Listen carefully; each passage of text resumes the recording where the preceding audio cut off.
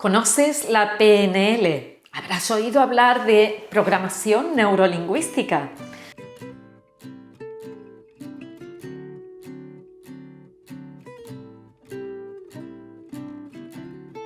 Sobre los años 60 del siglo pasado, dos autores escribieron un libro que se llamó La estructura de la magia. Eran Richard Bandler y John Grinder. ¿Qué hicieron?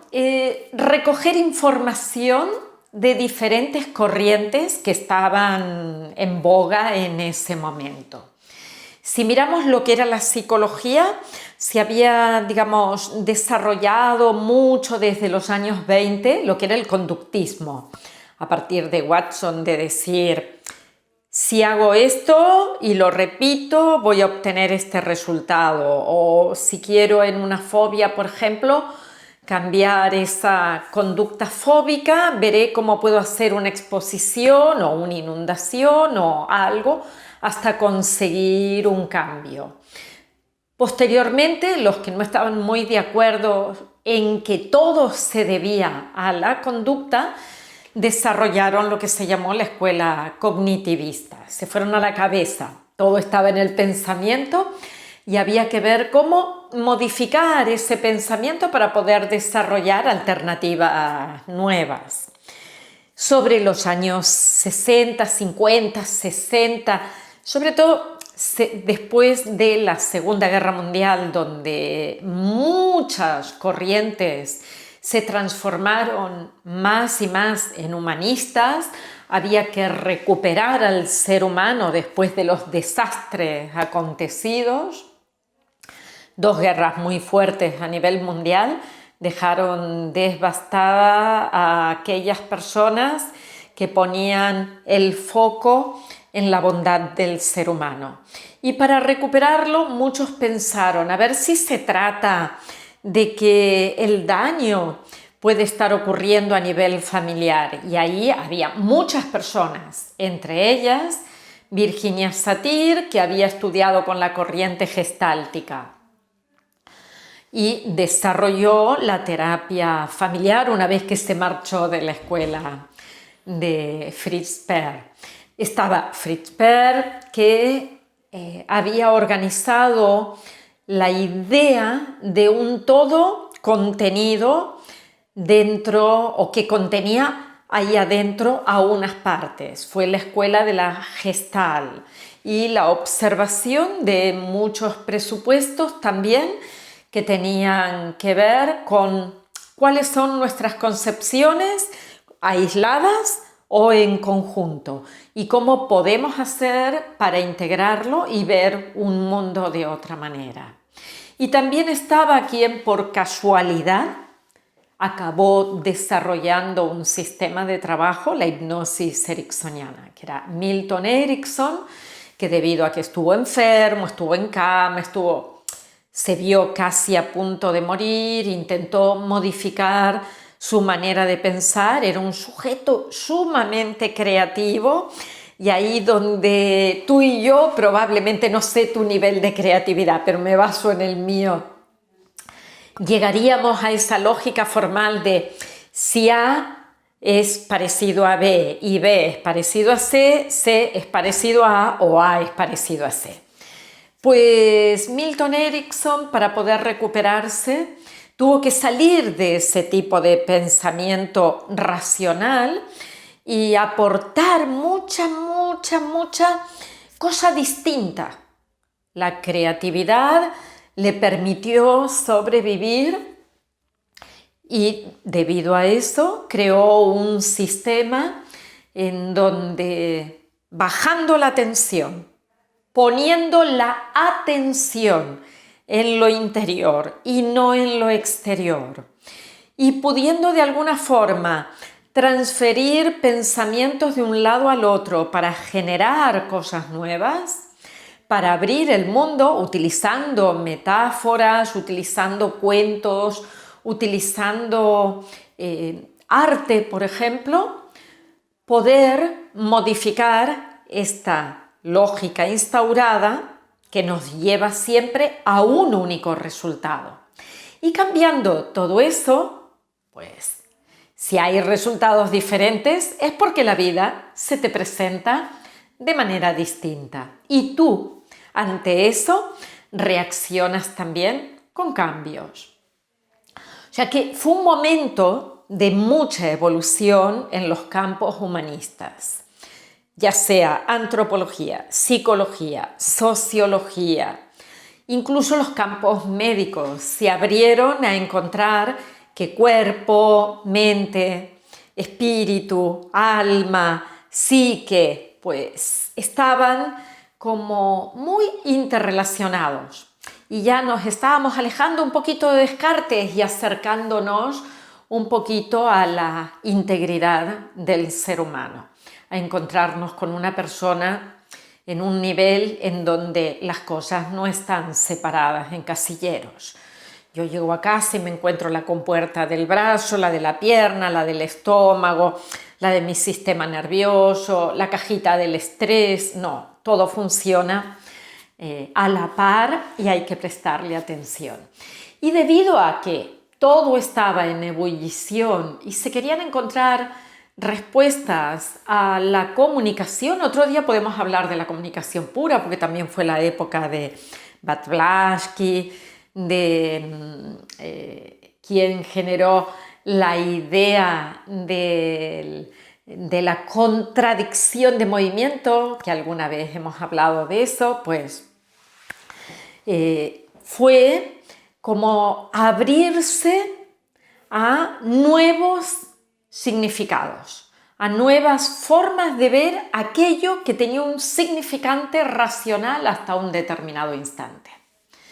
Y así es que apareció de esa conjunción de nuevas ideas un sistema de comunicación que lo llamaron programación neurolingüística, programación, porque también a nivel cognitivo, os he dicho, fue la época de la psicología cognitiva basada en la idea de la metáfora de la mente como un ordenador, como un sistema que está trabajando, un sistema operativo que tiene inputs y outputs y que da respuestas en función de un procesamiento interno. Y que si podemos programar algo, también podemos reprogramar la mente. ¿En dónde? A nivel del sistema nervioso, neuro. ¿Y a través de qué? De la lingüística, a través del significado que le otorgamos a las palabras. Y por eso basaron mucho la idea en los distintos postulados que fueron tomados, ya digo, de otras terapias. Fue un poquito de aquí, un poquito de allá y de maracuyá, de todos lados. Y además dieron origen o están en la base de otras formas de acompañamiento. En el coaching, sin ir más lejos, en todo se utilizan postulados y presupuestos de la PNL. Nosotros en la descodificación trabajamos con algunos aspectos que ya sabemos que vienen de otro lugar, que no son simplemente la PNL, como puede ser una línea de vida. Pero es que en la terapia de acompañamiento a las personas siempre se partía hasta Freud y mucho antes de él, de preguntar qué hay aquí en este momento que sea reactivo a algo que ocurrió en el pasado. Y entonces estamos jugando con los conflictos desencadenantes y programantes y utilizamos esa línea de vida que puede ser imaginaria o que puede ser real. Me puedo poner de pie y caminar hacia atrás en el tiempo, puedo coger un papel y señalar en el tiempo, o simplemente puedo cerrar los ojos y viajar hacia atrás y le doy cabida a todo lo que ocurrió. En realidad, la PNL parte de que yo tengo un estado actual que es incómodo, que es molesto, que no me gusta. En la descodificación ocurre lo mismo. La persona cuando se acerca nunca viene aquí para decir, oye, estoy fenomenal, quiero ver qué me ocurrió cuando tenía 3 años. No, parte de que se siente mal y que quiere modificar algo. O sea, que está en un estado problema y que quiere llegar a un estado solución y que probablemente esté pensando que ha ocurrido algo que ha sido un detonante, pero que también ha habido algo que lo programó en otro momento de su vida. No sabemos si fue en la infancia, en el nacimiento, en el embarazo, en la concepción, o si viene desde nuestros ancestros, pero por ahí está.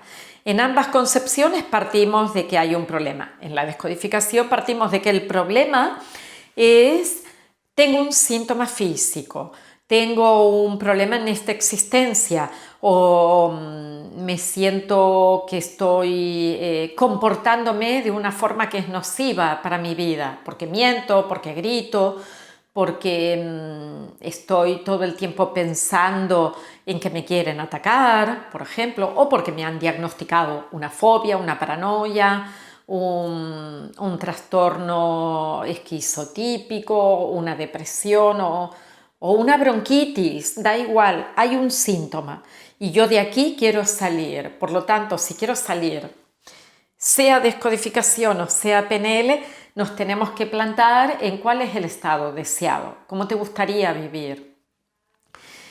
Cuando trabajamos con la PNL, cosa que yo no hago a nivel personal de manera única y directa, una cosa es tener una herramienta de un bagaje a solo utilizar ese tipo de herramientas.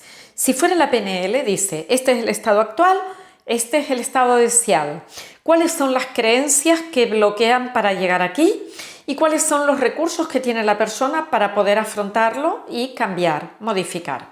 En la descodificación decimos: este es el estado actual, aquí te gustaría estar, pero para llegar aquí tienes que reconocer qué es lo que te ha ocurrido como un desencadenante y que ha habido como un programante. Y probablemente en esa programación se establecieron patrones de funcionamiento a nivel neural.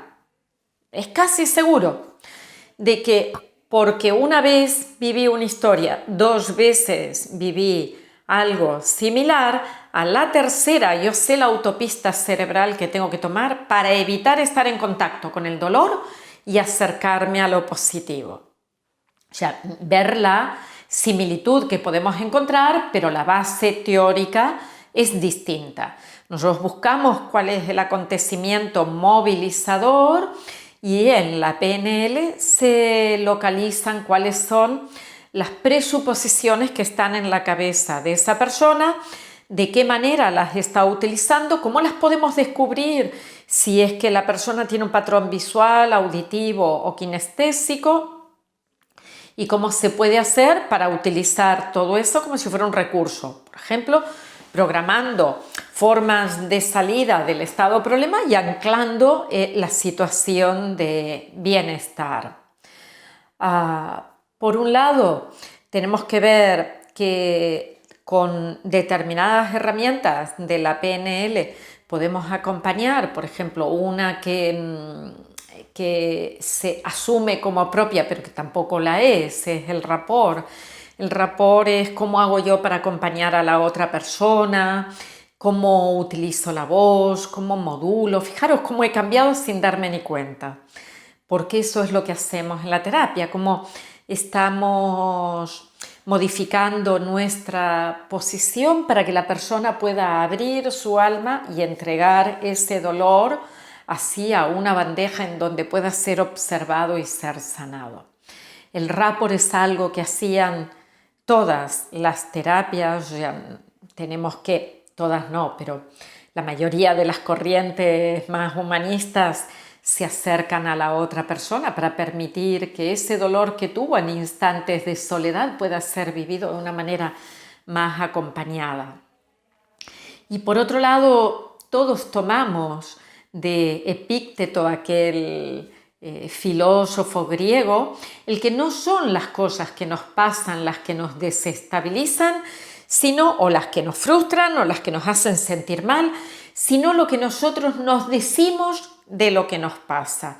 Y esto para la PNL es fundamental, programación neurolingüística. Es fundamental ver que, por ejemplo, el mapa no es el territorio. Lo que yo veo no es lo que tú ves.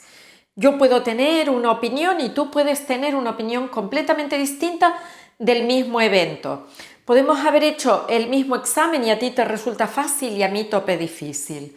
Podemos estar en una misma situación y ver las cosas completamente distintas. Ya está aquella imagen, ¿no?, en donde uno ve un 6 y el otro desde el lado contrario está viendo un 9. O sea, el punto de vista desde donde yo me encuentro determina la decisión que yo tome en relación a lo que yo encuentro. Y eso es lo que nos ocurre continuamente. Nos encontramos con historias, problemas, tenemos que tomar decisiones y resolver esas historias. ¿Cómo razonamos para llegar ahí? Por lo general en automático, sin darnos ni cuenta. ¿Por qué? Porque hemos aprendido a hacerlo. Pero tanto una terapia como la otra nos dicen, hay formas distintas de ver lo mismo. Y cuando tú te das cuenta de que puedes ampliar tu mapa, que tu territorio va a crecer y que vas a poder llegar a reinterpretar las cosas de otra manera, pues seguramente vas a tener ganas de más y más. Más y más sanidad, más y más sanidad mental, sanidad física, mental, bienestar de todo tipo. Así es como, por ejemplo, nos damos cuenta también los terapeutas de que tenemos un mapa, preconceptos internos, y que para abordar tenemos que dejarlo de lado, porque mi mapa no es el de la persona que viene a verme. Una vez se sentó aquí una persona que me dice, tengo 17 amantes al mismo tiempo. Si yo utilizo mi mapa ángeles fuera de la terapia, del ámbito terapéutico, diría, no está bien, o sea, pondría juicios. Y para nada se puede establecer un juicio. Tengo que dejar de lado lo que para mí es normal, porque no hay nada que sea absolutamente normal. El valor se lo vamos a asignar nosotros. Cada persona tiene los recursos para salir de su problema. Pero ¿qué hacemos? Mostrarle un camino. Quizás esa persona viene y se presenta por ese motivo, porque lo quiere solucionar, estado actual, estado deseado, y solo podemos mostrar alternativas. Y la persona detectará que dentro suyo tiene esa fuerza para encontrar la salida por sí mismo sin haber sido juzgado. Por eso decimos que la PNL acompaña en los procesos. Personalmente no la utilizo porque no la utilizo en su totalidad. Ya digo, hay un bagaje completo y tomo alguna herramienta porque entiendo que tiene un mayor trabajo sobre el sistema mental. Y desde la terapia, desde el acompañamiento en descodificación, bajamos al cuerpo. Ya sabéis que nosotros estamos en el sentir, en estar en el abordaje interno para poder modificar algo. Cuando algo se transforma, ¡wow!, nos permite continuar y desde ahí podemos ir hacia nuestra cabeza y ver cómo modificar ese patrón de pensamientos o de sentimientos. Esto no significa que no sea una terapia avalada. Claro que lo es, un acompañamiento avalado. La PNL tiene toda una estructura y hay personas de todo tipo. Hay quien necesita esa estructura. Hay quien necesita esa estructura durante un tiempo y que después puede saltar a otro lugar para empezar a recogerse y a mirar el cuerpo.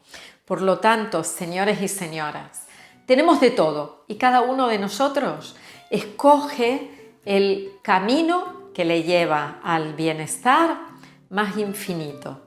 Que lo disfrutes. Si te ha gustado este vídeo, dale a me gusta y compártelo. Suscríbete a mi canal y además, si quieres recibir notificaciones, toca la campanita y te llegará la información cada vez que saquemos un vídeo.